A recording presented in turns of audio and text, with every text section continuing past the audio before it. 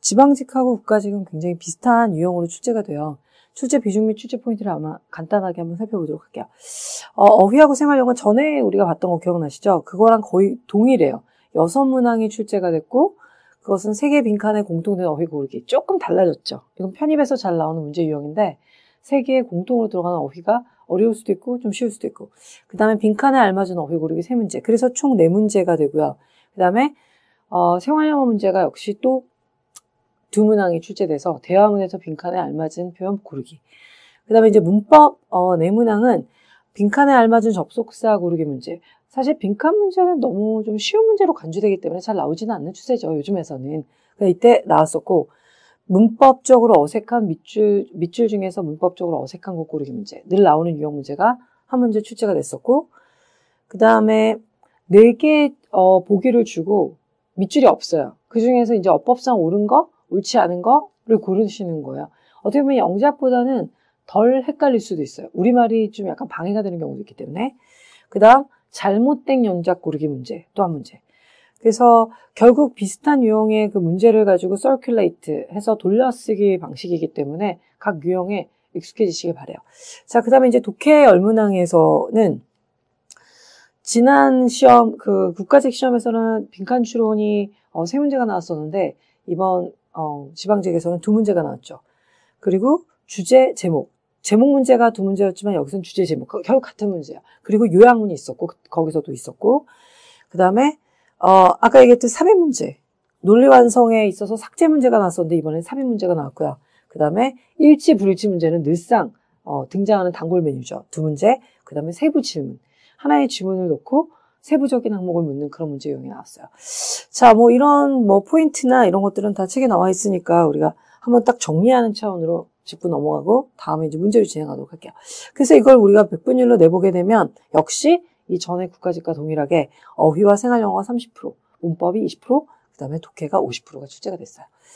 자, 그러면 각 문제를 꼼꼼히 한번 살펴보도록 할게요. 첫 번째 문제가 또 역시 어휘 문제가 나왔죠. 밑줄 친 곳에 공통으로 들어갈 단어로 가장 적절한 것은 무엇이냐. 공통이라는 문제는 쉬울 수도 있고 왜냐면 하나를 내가 확실히 알게 되면 완전히 그냥 빙고 이런 문제가 되고 정말 오리무중이면 오히려 더 헷갈리는 포인트가 될 수도 있겠죠. 여기서 이제 공통되는 명사를 넣는 건데요. 우리가 지금 정답을 여러분이 알고 있죠. 다 맞춰보셨을 거예요. A touch of, a hint of. 야, 힌트 좀 줘봐. 할 때 그 힌트 있죠. 그게 대단한 big information은 아니잖아요. 그래서 a touch of, a hint of가 거의 동의어로 사용되는데 그것은 약간의 기미 혹은 그러니까 기미, 약간 무슨 감기 기운이 있다라고 할 때 a touch of cold 이런 기미의 의미가 있고 그 다음에 약간의라는 양의 의미로 사용되는 a touch of나 hint of가 있어요.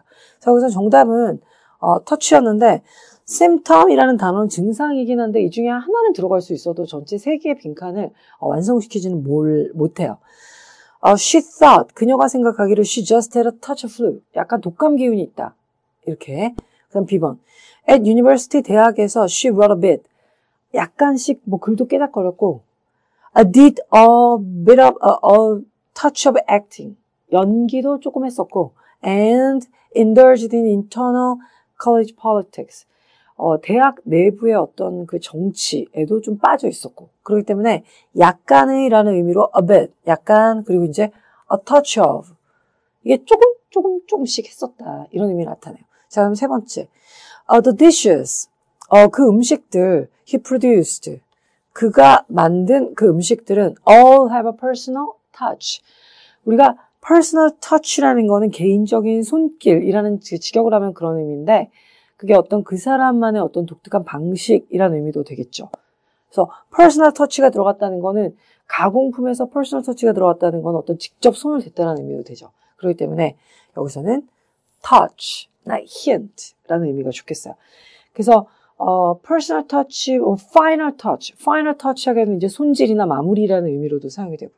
그래서 진짜 손을 댔다라는 의미로 충분히 유추하실 수 있었을 것 같아요. 여기에서 symptom이라는 건 병의 증상이 되겠고요.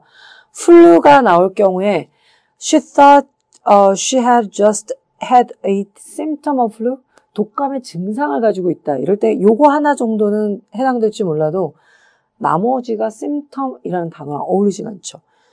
pain이라는 것도 약간의 통증이 있다라고 할 때 a touch of pain 이렇게는 쓰지만 a pain of flu 이런 식으로는 잘 조어해서 사용하지 않죠.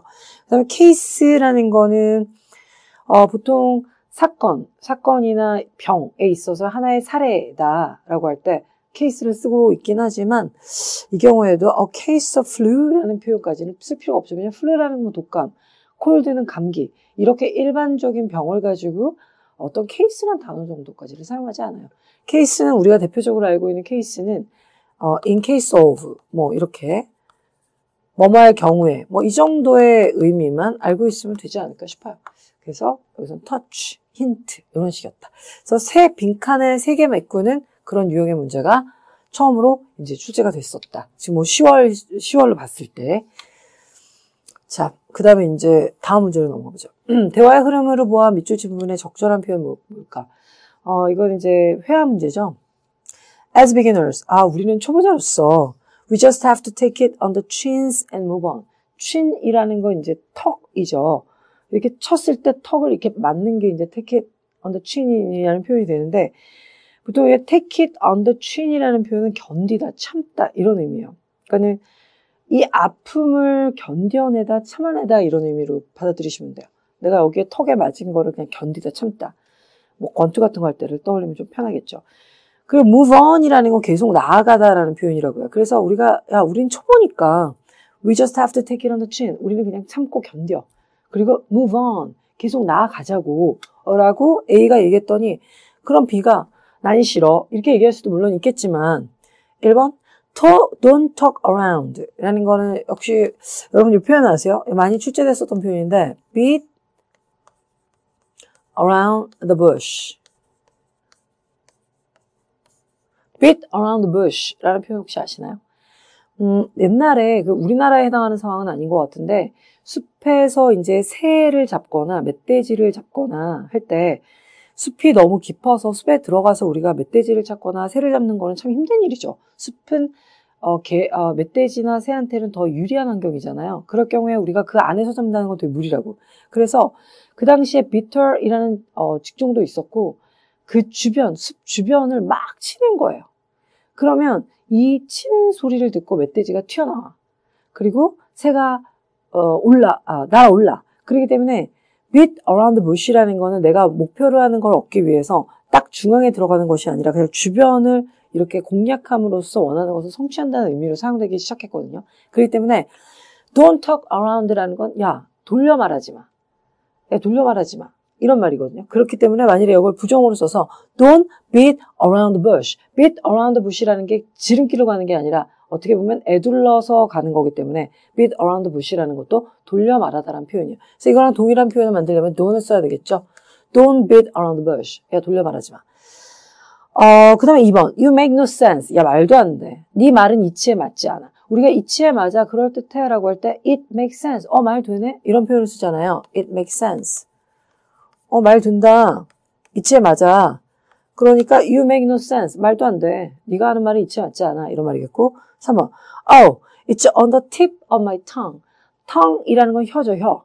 그리고 tip이라는 건 혀 끝이란 말이에요. 그러니까 그거 생각날 것 같은데 뭐 이런 말이야. It's on the tip of my tongue이라는 거는 그냥 혀 끝에서 맴돌 뿐 딱히 말이 되어서 나오지는 않는 상황. 생각날 듯 말 듯 이게 이제 on the tip of the tongue이 되겠고요. 그 다음에 you are telling me 맞아. You're telling me 너 나한테 직역하면은 너 나한테 말하고 있는 중이구나 뭐 이런 말인데 맞아 네 말이 맞아. 나도 그렇게 생각해. 이런 말이에요. 네. 그래서 동의하는 표현이라고 보시면 돼요. 네 말이 맞다. I totally agree. 나는 전적으로 동의해.